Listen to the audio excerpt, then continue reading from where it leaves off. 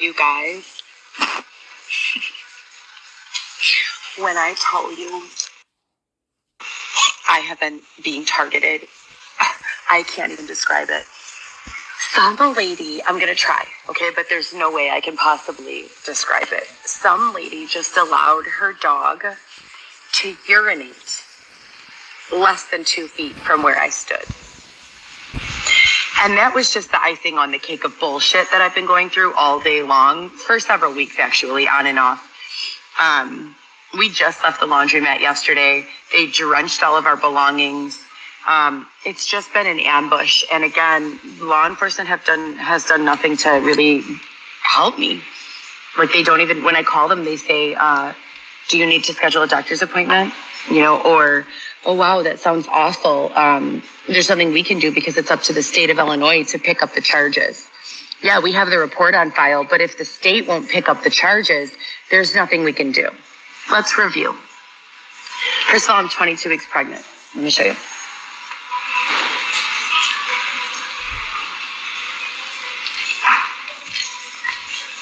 Okay. This is baby number 4. 22 weeks. Craving Kong dog. Hold on, let me show you guys. So bad, Xavier wants the fries. I said no fries, only the Kong dog. We walked over here, pardon me, after 2 people who work at 7-Eleven and Stacks, the restaurant Stacks, the pancake house, literally set us up this morning for a huge production of just like drama. I go to pick up our breakfast from Stacks Cafe on Milwaukee. Of course, I pay cash. I always pay cash now that these fraudsters are always following us around. And I rarely can even keep money in my debit account anymore. You know, I keep it in a separate account and then I transfer it right before. So I walk in and I go, hey, I'm Heather, here to pick up an order. May I use the restroom? Xavier goes to the 7-Eleven across the street to get change. As I said in my other live, he gives me half of the money that his father gives him to repay me for various things, and so that I don't feel like I need to ask him for stuff. Everything I have, I share with him 50-50, and it's the same vice versa. It's been like that since we met. That's just the way it would be for me with anyone. If we don't even necessarily need to be in a relationship, if we're relying on each other for life, if we're sleeping together every night and, you know, carrying our stuff together. And Xavier, you just unplugged their whole setup, their TV, their lights, everything. Babe, I'm being kinda, that's humiliating. Anyways, they love doing this. Anyways, yeah, so all day with the targeting, that was targeting in itself. Xavier doesn't act that way. So I go in to pick up this order from Stacks. Xavier, are you not going to share with me? Is this a charade? I like my food warm. I sit at a table when I eat. Like, are you doing this because I'm on a live? Because I don't agree. What? We're sorry. Thank you so much.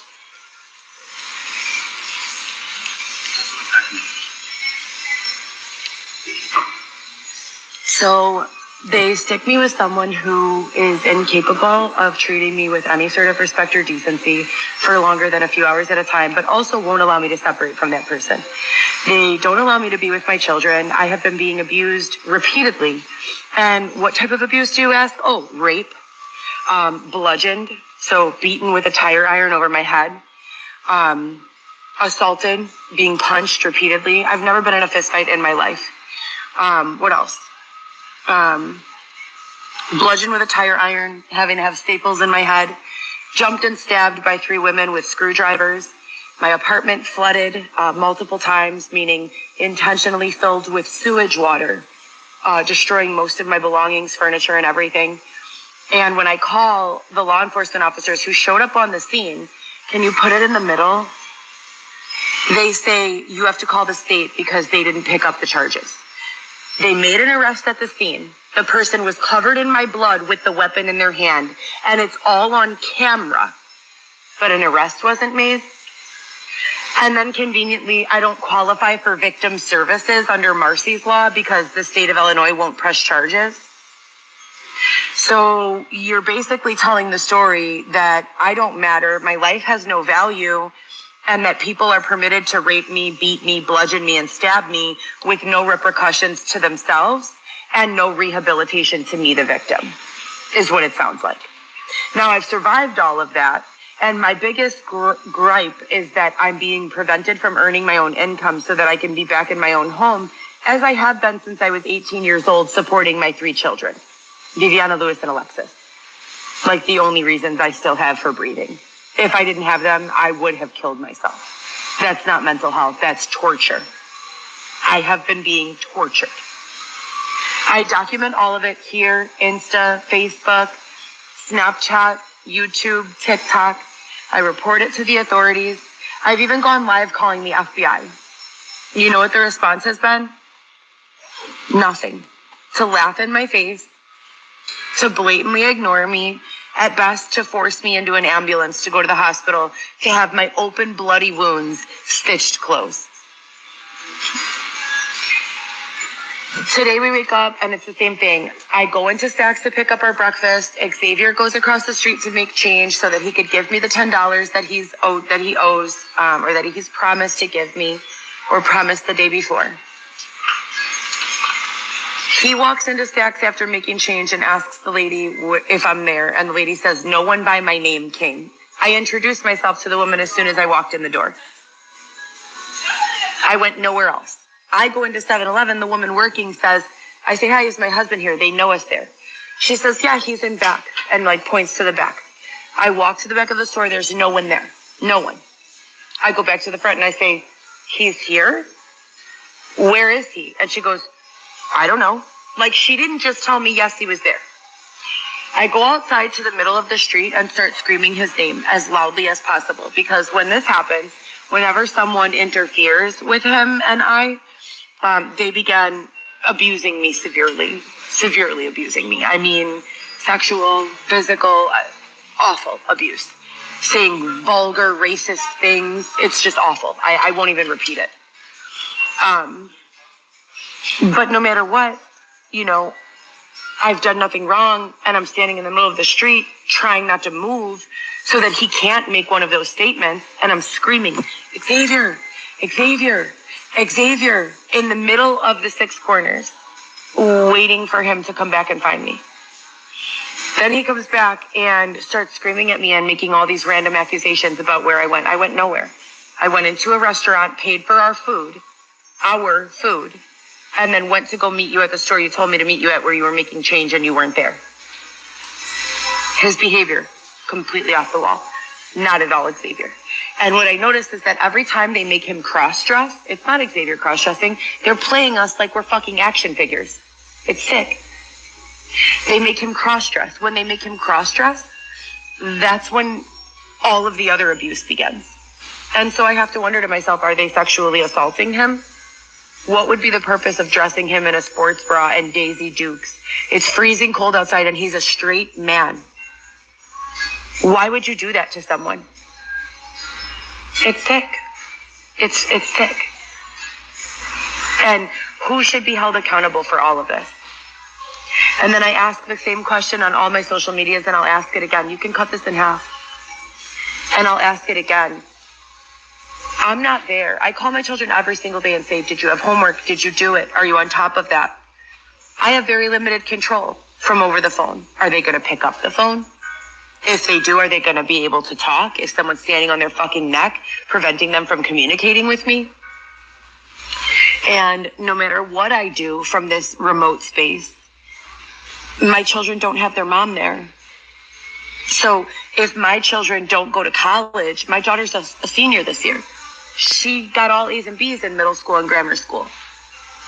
Since me being, taken from my children, I still have custody. Court says I have joint custody. So who or what is responsible for this? And if my children are facing adversities in school or otherwise that are going to impact them for the long term, Who's going to pay for that? My daughter wanted to be a veterinarian when they got separated from me. I even taught my kids homeschool at one point. Who's going to pay for the tremendous amount of destruction in my life? Because I've never oppressed anyone. As a matter of fact, I've offered employment and opportunity to almost everyone that I could. There was never anyone where I was like, oh, you're competent and I have a job, I'm not going to give it to you. I've been staffing trade shows. I've been helping people get bartending jobs, brand ambassador jobs, modeling jobs. My entire life. My entire life.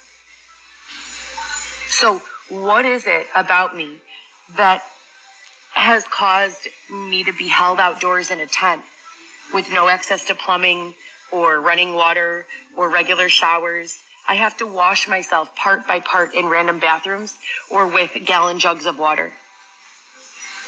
That's not right. This is 2023. Poverty should not even be an issue anymore, let alone homelessness. Are you kidding me? Are you kidding me? I want to charge all parties involved. And there is 100% legal, ethical, civil rights violations, human rights violations, and other causal abuses that I have endured that do qualify me for several different lawsuits. I have been being withheld legal and medical. The doctors that they have me going to see have prescribed me a double dose of iron with baby aspirin. No, I didn't take it. What is going on here? How do I make it stop? How is there still no one in custody over this? Have you ever been jumped and stabbed by 3 women and then told by the state's attorney, even though it's on camera and they have their identifications, that no one has picked up the case? Have you ever been raped, forced to walk outside for 5 days, withheld sleep and food, and then held down and fucked from behind? It's sick. They have all their proof. They just keep letting it go on. Why? What have I or anyone in the world done to deserve that? To deserve being sexually assaulted in cold blood in a random town where you can't run away, you can't escape? To be forced to walk for 5 days straight, no sleep at all. At all. In so much pain that you cry half of the day. You're sitting there disassociating. You have no idea what's going on. I would go to the gym most of the time so that if something bad happened to me, at least it was on camera, you know, so that no one could try to implement me in doing anything wrong. I would just work out. I would abuse my body further with the gym because that would give me adrenaline and I would be able to stay awake.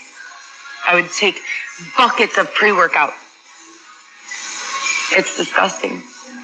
It's absolutely disgusting. And that was in 2020. The first year I was separated from my children. And I've been seeing them, you know, once or twice a month. I walk there. I sit outside. I walk 15 hours for the opportunity to hug them for a minute or two. It's disgusting. No one deserves to be treated this way. This is inhumane, degrading, and animalistic. If people were treating animals this way, do you think that PETA would cease to get involved? They would not. PETA would be at your front doorstep. But we treat humans this way and make it acceptable. I've rescued animals. I've rescued humans. I've offered shelter, food, meals.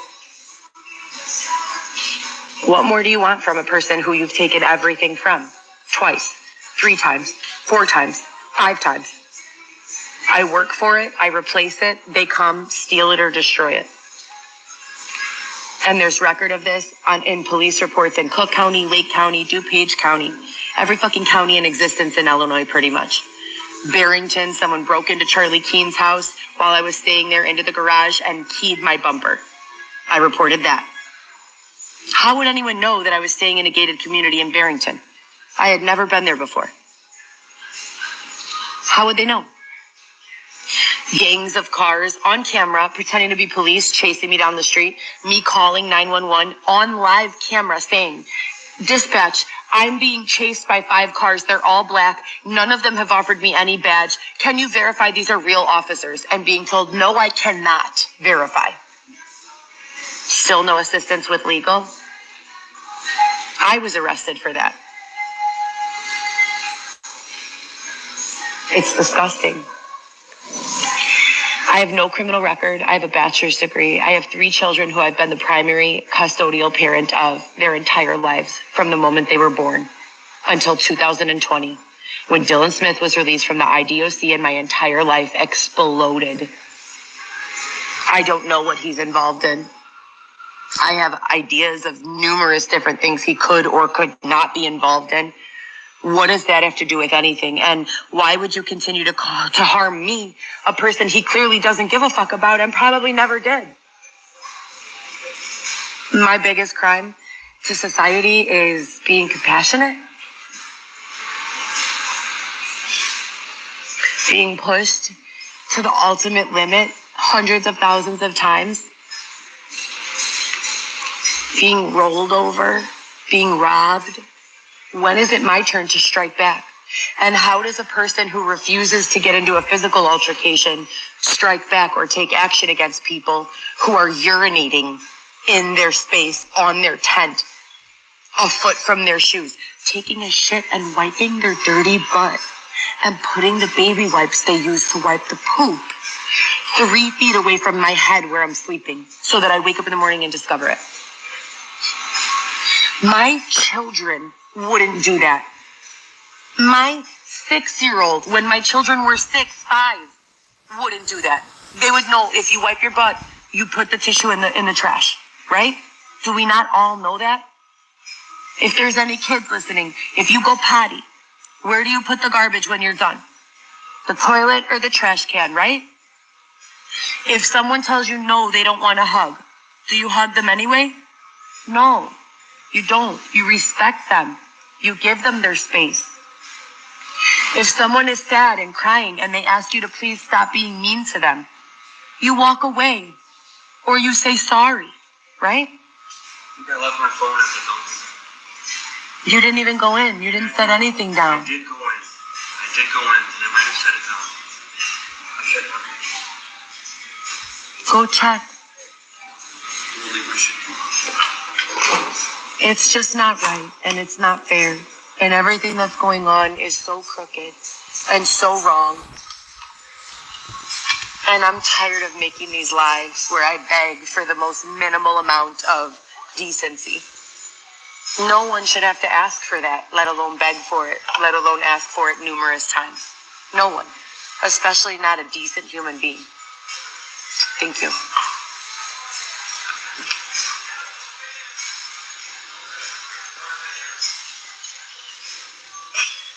I don't know what else to say on the subject, you guys. I feel sick.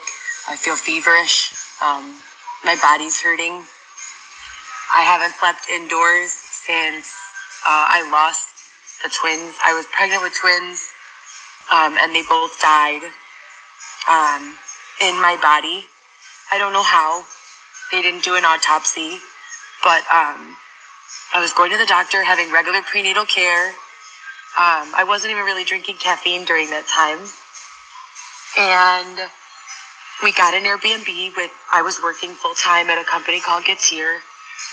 And we were living in Airbnbs, Xavier and I, which was a very brief interlude to the forced homelessness that took place again at the release of Dylan Smith inmate number Y12173 from the IDOC, and the filming of the show Love After Lockup. I've had my own home since 18 years old, so dealing with homelessness, living in the car, being chased and abused, it's all new to me. I've always advocated for people when I see them being mistreated to the best of my ability. I feel like this treatment is unjust, immoral, and unethical. I'm not unwilling or incapable of being spoken to like a respectable adult, but no one takes the opportunity to do so. Days go by and My children aren't permitted to call me or text me. I don't have any drug problems. I don't have any problems with the law. I have no explanation. I've petitioned the court 7 times in person as well as electronically to see a judge about everything that's gone on, and they've blatantly just not given me a court date. Told me that someone will call me for follow-up. No one ever calls.